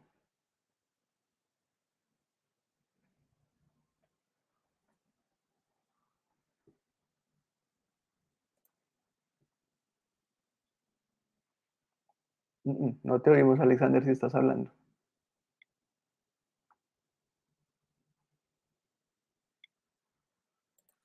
Bueno, entonces vamos siguiendo acá un poquito mientras que Alexander cuadra el micrófono. Bueno, ¿cómo funciona un sistema operativo? Eso es sencillo. Vamos a simular que el computador es una discoteca. Una discoteca, esa discoteca tiene 2 pisos. En el piso de abajo tiene 2 salones. Tiene un salón grande y un salón que es la mitad del tamaño del salón grande. Y unas escaleras para subir al segundo piso, que es el área VIP. Entonces, el salón más grande es la memoria RAM el salón adjunto, que es más pequeño, es la memoria lógica, y en el segundo piso, que es el área IP, es donde está el procesador. Entonces resulta que cuando fueron a abrir esa discoteca, miraron en la puerta y había una fila como de 8 cuadras de puros procesos que querían entrar. Entonces dijeron, uy, no, qué locura. Alguien tiene que manejar eso. Entonces contrataron el sistema operativo para que administre esa discoteca. Entonces el sistema operativo llega con todo su personal y lo primero que hace es parar un man en la puerta y le dice, vea, usted se encarga de decir quién entra y quién no entra. Entonces abren la discoteca, el sistema operativo que está en la puerta, lo que va a hacer, empieza a mirar procesos, los que están allí en la fila. Entonces los procesos que son propios del sistema operativo le dice, venga, entre, que usted tiene que entrar a trabajar. Entonces entra el barman, entra la señora del aseo, el administrador, todos los que son procesos del sistema propios del sistema operativo, entran. Entonces ahí entran los procesos que manejan la memoria, los procesos que manejan el sistema de archivos, todo eso, entra. Y luego empiezan los procesos del usuario, es decir, lo que nosotros abrimos. Dependiendo de la prioridad, de cuándo lo abrimos y el programa, entonces decir, entre. Entonces el programa, cuando tú abres un programa, este señor lo deja entrar y él va a pasar a la sala de memoria. Si él necesita hacer alguna operación, entonces ahí en las escaleras para subir a la IP, pues hay otro personaje de estos. Dice, fulano, suba. Hable con el procesador. La persona sube, hace el proceso que tiene que hacer, el procesador le da la respuesta y baja. Arriba también hay personal de seguridad del sistema operativo y si esta persona se queda ya tonteando o haciendo cosas que no debe, lo van a sacar a las malas. Porque necesitan que el sistema operativo necesita atender a otra gente. Es como si fuera el padrino y la gente necesita ir a pedirle cosas. Cuando están ahí en esta área, yo les comparto la pantalla completa y les doy un ejemplo de cómo funciona esto. Listo. Miren, yo aquí voy a abrir la calculadora. ¿Dónde está mi calculadora? Acá. Cuando yo le doy clic a esto, ella va a hacer la cola y la van a dejar entrar a memoria. Ahí está, hizo la cola, mientras que en lo que se moró abriendo, estaba haciendo la cola para entrar. La dejaron entrar a memoria. La dejaron subir del sistema operativo. Y vean, del procesador, el procesador le dijo, si usted se quiere ver, usted se ve así, vaya, ve así. Bajó otra vez a memoria y aquí tenemos la calculadora.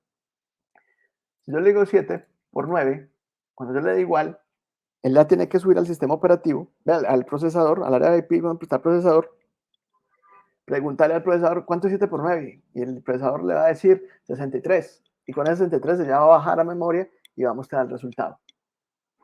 ¿Qué pasa si yo la minimizo? Cuando yo la minimizo, entonces los que están allí en el área de memoria, en ese salón, le van a decir, venga, calculadora, usted la minimizaron, entonces no ocupe espacio acá, pásese para la otra habitación, que es la memoria lógica, y que sea un ratico, a ver si las van a utilizar. Entonces, cuando yo vengo y la maximizo, entonces dicen, vea, calculadora, usted está aquí en la memoria lógica, pásese otra vez para acá, para el área de memoria RAM, porque ya la están utilizando. Entonces, tienen que estar ahí pendiente. ¿Qué es la memoria lógica? La memoria lógica es un espacio de disco duro que se destina como si fuera una especie de memoria RAM y se utiliza para eso. Cuando un programa que está en RAM se queda un rato sin utilizar o es minimizado, se pasa para la memoria lógica para que no ocupe espacio de la memoria RAM y otros programas puedan estar allí. Por eso cuando llenamos el disco duro, el computador empieza a volverse muy lento cuando el disco duro ya está casi al 100%, porque estamos tomando espacio de la memoria lógica para cosas nuestras. Entonces el computador no tiene dónde almacenar nada en la memoria lógica y hace que se vuelva muy lento. Entonces, eso es una de las cosas que se tienen que atacar cuando tenemos un equipo lento, pues mirar que no esté muy lleno que no esté lleno el disco duro, porque si está lleno, pues perdemos parte de la memoria lógica y no vamos a poder allí escribir, entonces eso va a hacer que la memoria no funcione de la mejor manera.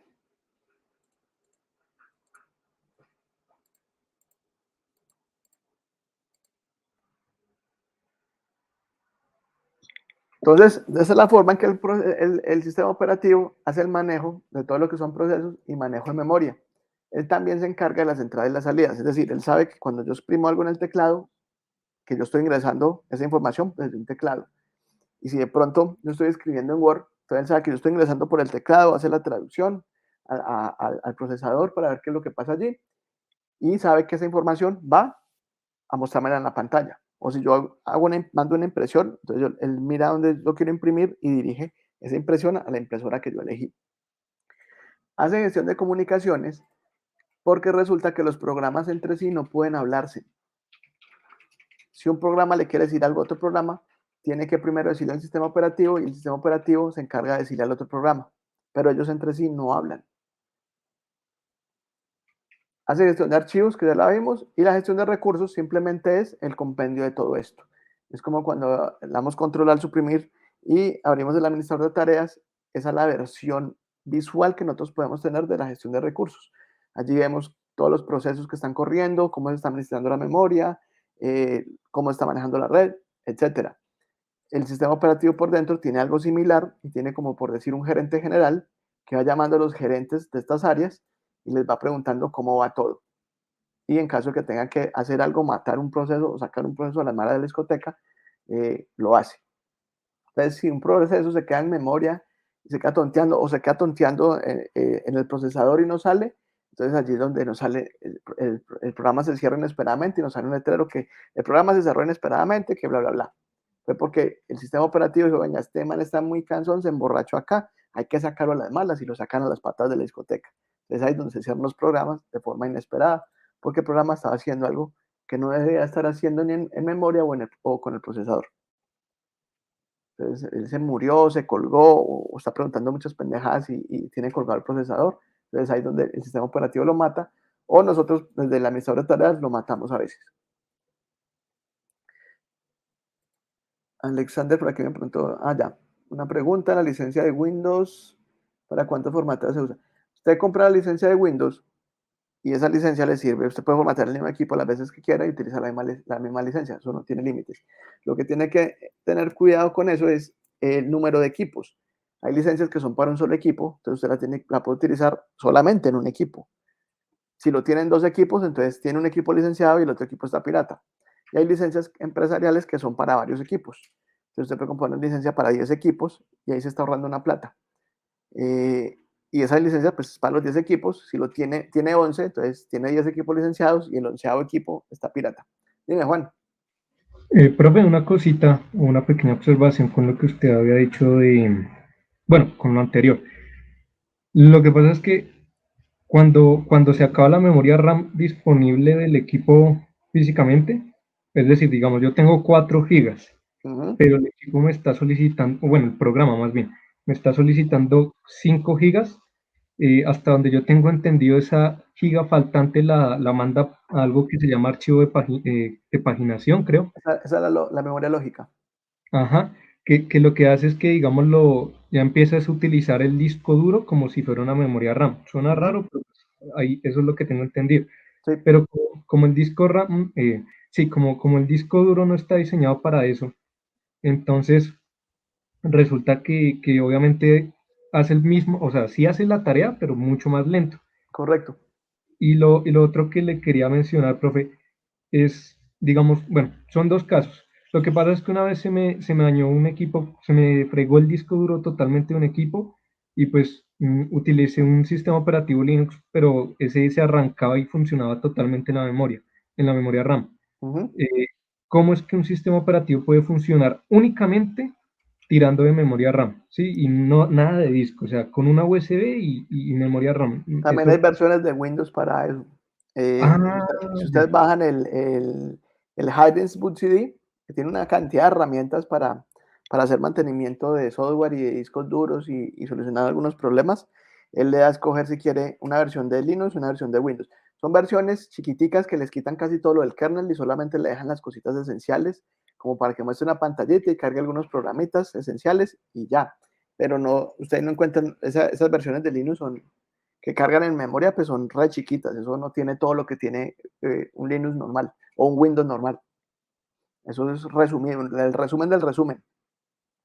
Profe, y lo otro, ¿cómo es que un virus o un malware hace como para saltarse todas esas restricciones? O sea, si el ejemplo era una discoteca, ¿cómo es que el virus llega y dice, no, pues yo paso y me quedo acá y de acá nadie me saca? Sí, porque los que hacen eso ellos conocen por dentro los sistemas operativos para contraer los bugs.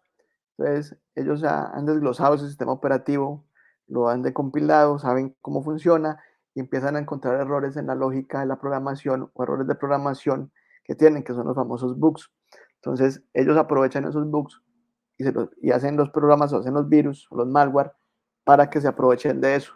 Es como, por ejemplo, las leyes.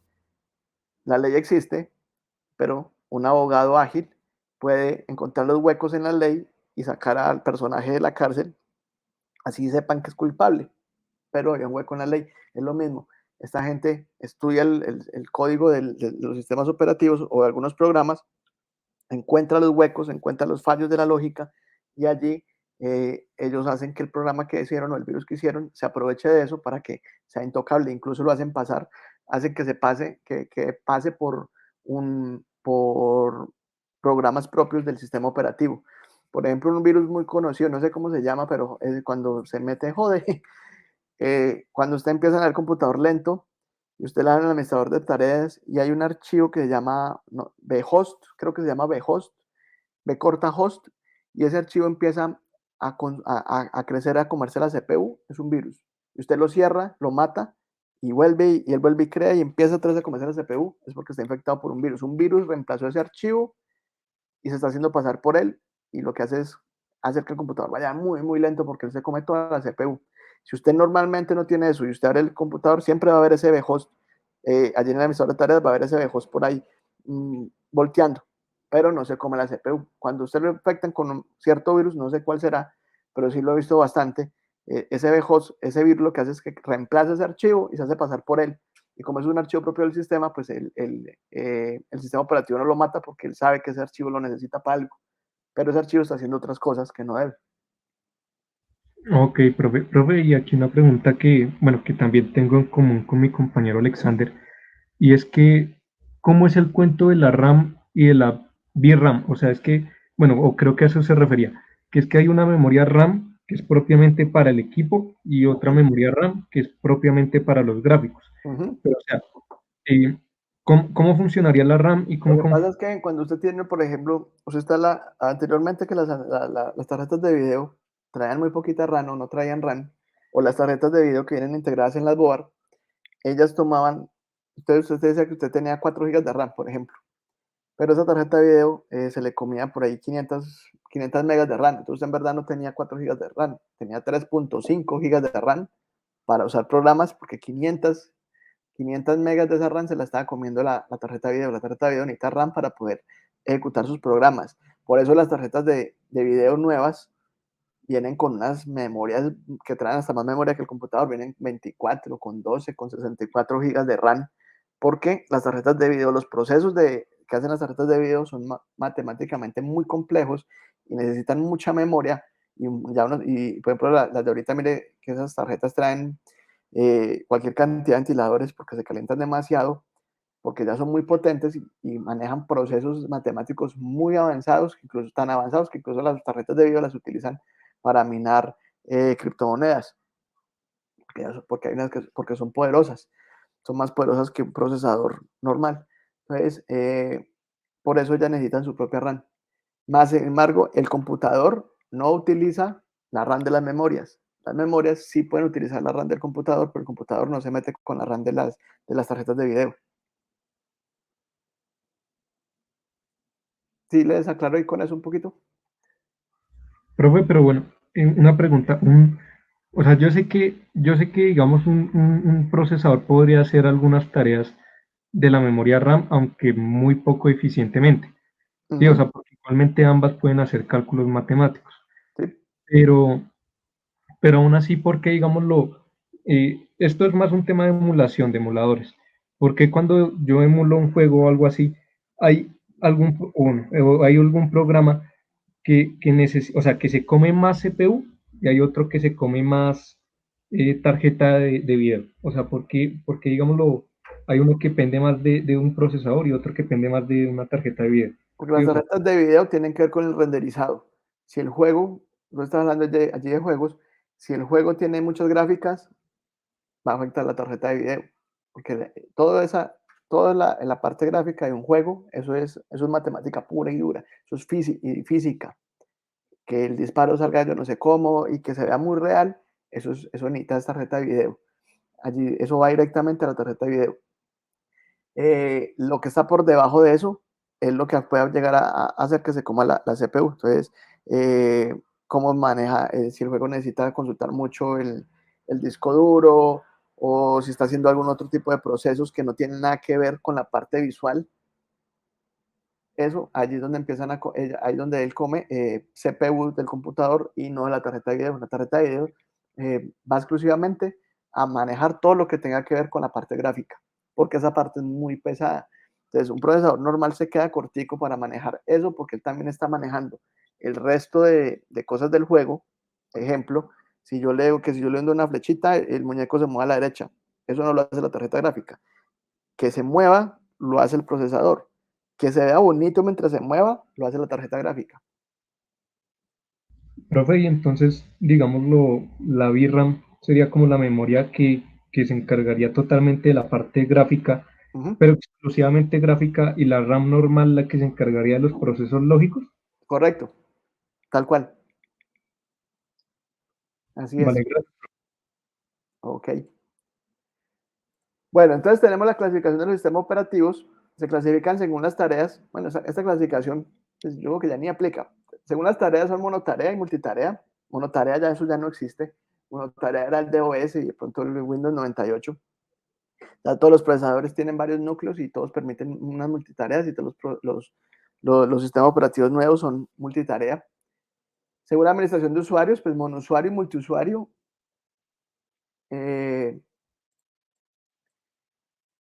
Igualmente, ya todos son multiusuario. Usted en Windows le puede programar varios usuarios que tengan diferentes entornos. Anteriormente de OS, los primeros Windows eran monousuario.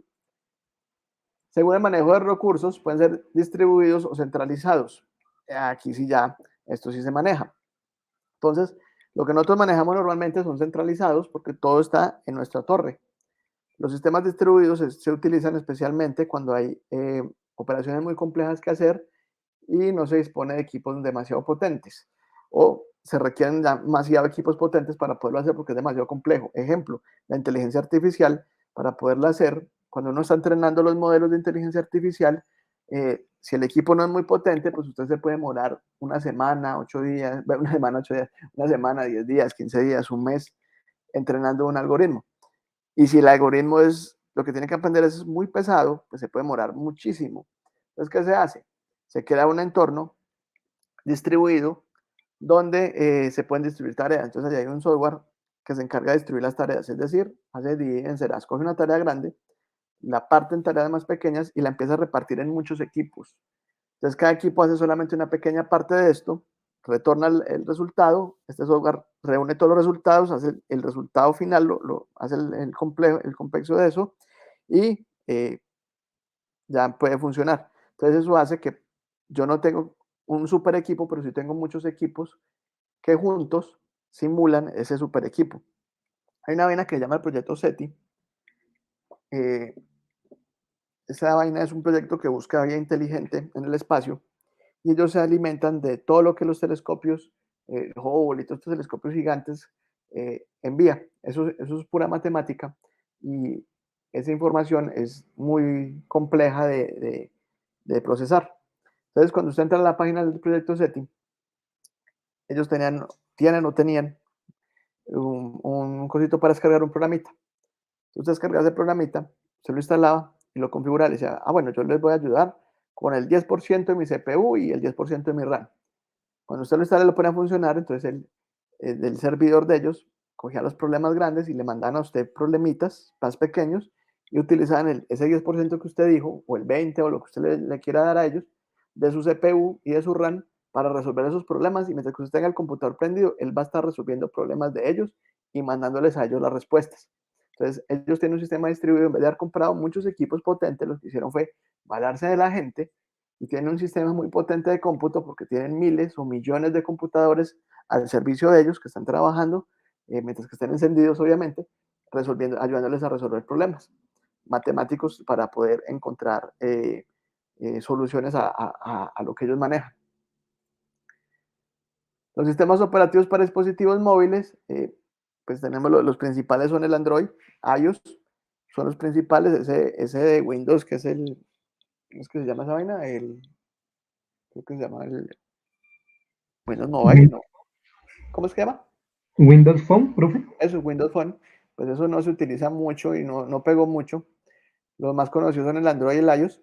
El Android, en parte de su núcleo, una parte de su núcleo está basada en Linux, pero no es Linux, para que lo tengan en cuenta. Creo que por ahí en una de las evaluaciones hay una pregunta de eso. Android no es Linux. Está basado en Linux, pero no es Linux. Android es Android. Y tenemos sistemas operativos en red, donde yo, por ejemplo, en una empresa compro un servidor, no quiero comprar licencia para los 20 equipos que tengo allí funcionando, compro una licencia de red, entonces esos equipos bootean por red, jalan el sistema operativo en red desde el servidor y allí funciona. Eso a mí personalmente no me gusta. Si la red no es muy buena, eso no funciona muy bien, o si al servidor le pasa algo, pues todos quedaron sin poder trabajar porque no tienen cómo cargar el sistema operativo. Entonces, pues no sé, hay partes que lo usan, pero no me gusta mucho. Bueno, básicamente eso es lo de esta semana. Entonces, recuerden la evaluación y el taller. Entonces, recuerden que es aquí poner si es preventivo o correctivo y aquí el paso a paso de cómo encontrar el problema. Ustedes deciden dónde encuentran el problema según el caso y cómo lo solucionan. Y listo. Un archivito, me lo envían y listo. ¿Alguien tenía una pregunta de una de las evaluaciones? Brian, creo. Brian, sí, Brian, tú tienes una pregunta de las evaluaciones, dime.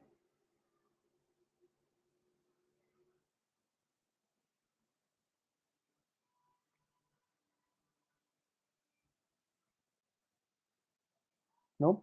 Ok. ¿Alguien tiene alguna duda, pregunta, sugerencia? Dime, Juan.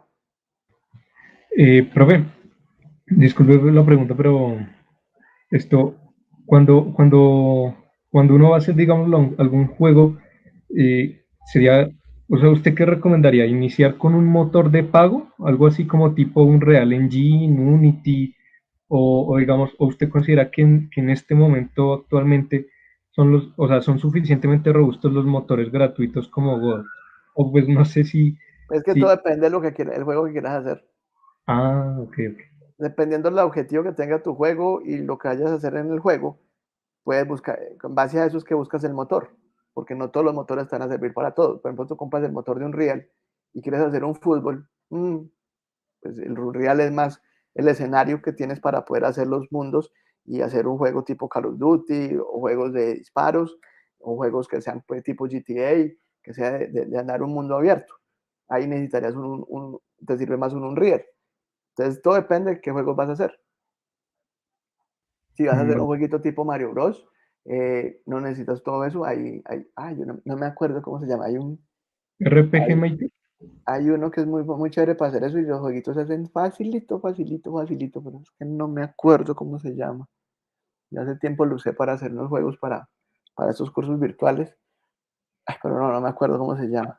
Yo busco y de pronto escriben en uno de los foros y yo busco y te respondo por allí. ¿Cómo se llama ese cosito? Y hace unos juegos tipo Zelda y tipo, pues, de la old school, tipo Mario Bros, tipo Zelda, chéveres y facilito. Profe, disculpe la pregunta así, pues bueno, que tenga tantas preguntas. Esto, su merced no recuerda el nombre, o bueno, pero no, es que no sé si ese curso como tal que está hablando sea propiamente del SENA, pero pues no recuerda si el nombre del curso No, es un programa. No, porque yo hacía, es que yo trabajé en las líneas de producción, entonces yo hacía los juegos, los programas virtuales que tienen juegos interactivos, nosotros los hacíamos acá en el Quindío. Pues habían varias líneas a nivel nacional, pero nosotros teníamos la línea de producción más grande para hacer esos jueguitos interactivos, de esas actividades interactivas. Entonces muchos de esos jueguitos los hicimos acá y en algunos utilicé algún software de ese programa para hacer algunos juegos tipo Mario o hicimos como unos demos para ver si mejoramos esos jueguitos. Profe, ¿y su merced no sabe si el SENA tenga algún programa enfocado a eso, si sea un curso pues, de este Sí, hay tipo? técnicos de programación. Lo que no sé es dónde tú estés, si allí lo tengan. Yo sé que acá en el Quindío hay un técnico y una tecnología en programación y salen muy bien esos pelados programando bien. Yo he trabajado con pelados que han salido de ahí y muy buenos. Tienes que averiguar, mira en Sofía y busca allí por programación y mira, igual en esos cursos virtuales hay unas muy buenas bases de programación. Hay unos cursos de Java, y hay varios cursitos de programación que te pueden servir. Hay de C, creo que hay uno que es para manejar el motor de Unreal, si no estoy mal. Y si no es un motor parecido al de Unreal, es que no me acuerdo, no recuerdo bien en este momento. Pero ahí mira en Sofía que ahí encuentras. Profe, y una última cosa. Pero esto ya sería más como propiamente la carrera de sistemas. Si es, o sea, si es tan cierto que está como tan metida y tan de la mano con matemáticas, o sea, porque pues, a mí en lo personal, Sí, no. Lo que pasa es que entonces una ingeniería, cualquier ingeniería, te van a botar muchas matemáticas porque te tienen que enseñar a pensar con lógica. Si usted no se mete por el lado de la inteligencia artificial y de los videojuegos, es probable que usted no utilice la mayoría del cálculo que aprendió allí y de la física que aprendió. Pero si le gustan la parte de los videojuegos y la inteligencia artificial, sí van a necesitar mucha matemática. Eso requiere mucha estadística, mucha física y cálculo. vale, Por ejemplo, gracias. yo era malito por las matemáticas hasta que me metí en el área de inteligencia artificial y me tocó volver a reaprender todo lo que no quise aprender muy a fondo cuando estaba en la carrera. Ahí sí me tocó hacerle duro a la matemática, especialmente a la estadística. ¿Y algún Y en consejo juegos se para, necesita mucha física. algún consejo para aprender pues, ese tipo de, como de materia? Arrancar con el álgebra de Baldor e ir subiendo en dificultad hacia el cálculo de Layton. Empezar a hacer ejercicios de la álgebra de Baldor, cuando ya los tengas dominado toda la parte de álgebra, empezar con cálculo. Vale, muchas gracias. Ok. Alain, ¿es pregunta o ya los has visto? ¿Cuáles, profe? He No, aquí visto, Alain me pone que sobre ah, unos cursos de hardware y software más profundos de AMD. Ah, no, la verdad tan profundos no creo que los encuentres, al menos ahí en esos cursos cortos. De pronto ya en los cursos que son en las tecnologías que tienen que ver con mantenimiento y con hardware, sí, ahí sí pueden profundizar en este tipo de cosas. Pero en los cursos cortos, no creo. Pensando porque eso es mejor que sean cosas presenciales para poder que puedan en verdad hacer laboratorios y ejercicios prácticos con todas estas cosas. De Apple, ese sí lo dudo bastante, porque los cursos de Apple son muy cerrados y son costositos. Pero en AMD y en otras arquitecturas, sí, busca en Sofía, pero te recomiendo ahí que busques cosas presenciales. Si quieres profundizar en toda esta parte de hardware, lo mejor es que sean cursos presenciales y no virtuales, porque eh, es difícil. Aprender esto virtual es muy difícil. Por eso este curso se cambió y está más orientado como a la parte administrativa del manejo de un equipo de TI que ir a ser técnico, aunque hemos visto cositas, pero no es el enfoque porque es muy complejo y es fácil que alguien haga un daño siguiendo instrucciones así de forma virtual. Eso sí algo que tiene que aprenderse cacharreando y haciendo. Entonces, es mejor que busques algo presencial. Mira en los cursos, en los técnicos o en los tecnólogos, ahí yo creo que puedes encontrar algo que te sirva para eso. Dime, Juan. profe, una última cosa. Su merced sabe si ya como tal en el SENA, en lo que es el SET, pues, que es la que maneja la parte académica de sistemas y todo esto, ¿ya volvieron la formación presencial pero completamente o están como con cierto aforo o algo así? No sé en otros lados, aquí en el Quindío ya entraron full. Aquí en el Quindío están trabajando, ya todos los aprendices están presenciales. No sé en los otros centros, pero me imagino que eso es orden para a nivel nacional. Yo creo que ya han de estar presencial completo.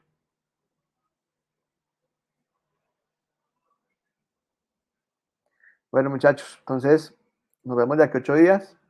Yo les dejo el lunes el mensajito de cuándo, si hacemos la otra sesión el miércoles o el jueves a la misma hora, a las 3, sería a las 3. Ah, mentiras, la otra no es hasta el miércoles o jueves. La otra creo que es el lunes. Venga, yo miro aquí un calendario de una vez.